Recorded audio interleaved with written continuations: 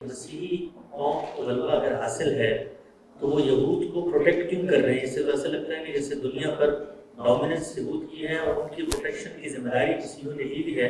اور ساتھ یہ بھی آپ فرمائیے گا کہ آپ نے فرمایا تھا اگر وہ چاہیں جو ایک ریاست انہوں نے بنا کے دیا 10 دن میں خاتمہ کر سکتے ہیں۔ بظاہر یہ بات آپ کے فہم لگتی ہے اس لیے کہ دنیا میں جو خود عالمی طاقتوں نے قوانین بنا دیے ہیں اس کے تحت آپ کسی ملک پر اب قبضہ نہیں کر سکتے اس کے معاہدے کے بعد سے۔ اسی طریقے سے اسرائیل ایک ایٹمی طاقت ہے، تو کسی ایٹمی طاقت کے بارے میں آپ کوئی ایک ملک بیٹھ کے نہیں بہت دور فیصلہ نہیں کر سکتے کہ اس کا خاتمہ کرتے ہیں۔ تو یہود کو ایک ابدی اور دائمی ڈومیننس کو ذرائع حاصل ہو چکے ہیں۔ یہ ابدی اور دائمی کیا چیز ہوتی ہے؟ ہم نے تو دنیا کی تاریخ میں ایسی کوئی چیز نہیں دیکھی۔ کچھ وقت کے لیے دنیا میں ایک نوعیت کی تبدیلی آتی ہے، پھر کوئی دوسرے اسباب پیدا ہو جاتے ہیں۔ اسی طرح کی کوئی ابدی دائمی قسم کی نو آبادیاتی اسکیم لوگوں نے بنا لی تھی۔ وہ امریکہ میں چلے گئے، وہاں پر ایک نیا ملک بنا لیا، وہاں آباد ہو گئے، دنیا بھر میں چلے گئے۔ پھر اس کے بعد پہلی اور دوسری جنگ عظیم نے نو آبادیاتی نظام کو بالکل ریت کے ذروں کی طرح اور آج کے پتوں کی طرح بکھیر دیا، نیا قانون بن گیا۔ اس وقت دنیا میں وہ 5 طاقتوں کا غلبہ ہے جنہوں نے پہلی جنگ عظیم دوسری جنگ عظیم جیتی ہے۔ انہیں کو اقوام متحدہ میں ویٹو حاصل ہے، انہیں کے تحت سب زندگی بسر کر رہے ہیں، انہیں کے تحت زندگی بسر کرنی ہے۔ تو اس لیے وہ پروٹیکٹ کریں گے۔ جب آپ ان کے ماتحت رہیں گے تو ہر جگہ پروٹیکٹ کر رہے ہیں، وہ سنگاپور کو پروٹیکٹ کر رہے ہیں، ملیشیا کو کر رہے ہیں، پاکستان کو پیسے دیتے رہے، ساری دنیا کو کر رہے ہیں۔ کس کو نہیں کر رہے؟ ہر ایک کو اس کے لحاظ سے کر رہے ہیں۔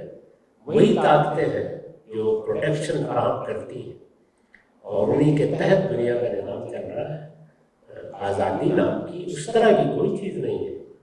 اس وقت دنیا میں آپ قانون، بین الاقوامی قانون کی سطح پر یہ مانتے ہیں کہ 5 طاقتوں کو حق استبداد حاصل ہے، وہ عالمی فیصلوں کو مسترد کر سکتے ہیں، لیکن نہیں کرتے۔ کون روک سکا؟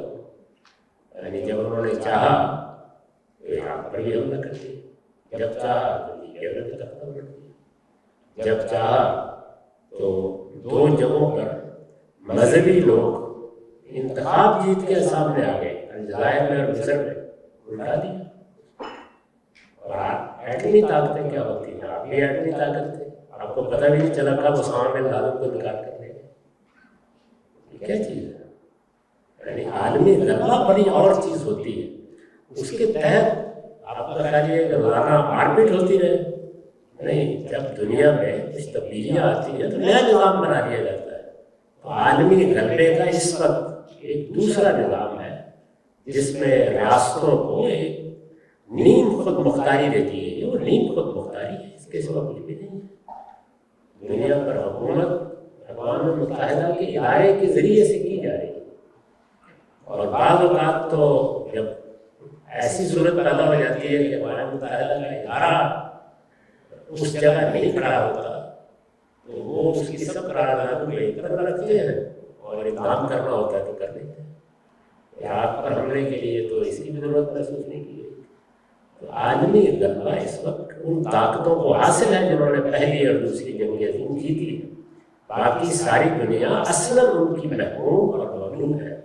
اس محکومی اور مغلوبی کو انہوں نے ایک نئی صورت اور ایک نیا نظم دے دیا ہے کہ اب دنیا میں مختلف قوموں پر حملے نہیں کیے جائیں گے، ان پر براہ راست حکومت کرنے کا طریقہ اختیار نہیں کیا جائے گا، لوگ اپنی اپنی سرحدوں میں اپنے قوانین بنائیں، خود مختاری کے ساتھ فیصلہ کریں، ہمیں اس سے کیا ہوتا ہے۔ لیکن اس کے ساتھ کئی کام ہیں جو پچھلے 50 سال میں انہوں نے کیے۔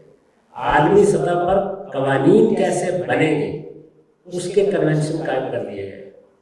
یعنی اگر آپ اپنے ملک میں کوئی ایسا قانون بنائیں جس میں اس فہرست کے مطابق قانون سازی نہ ہو جو عالمی سطح پر ہے، تو آپ کو عالمی سطح کی پابندیوں کا سامنا کرنا پڑے گا۔ دنیا کو کنٹرول کرنے کے طریقے تبدیل کیے گئے اور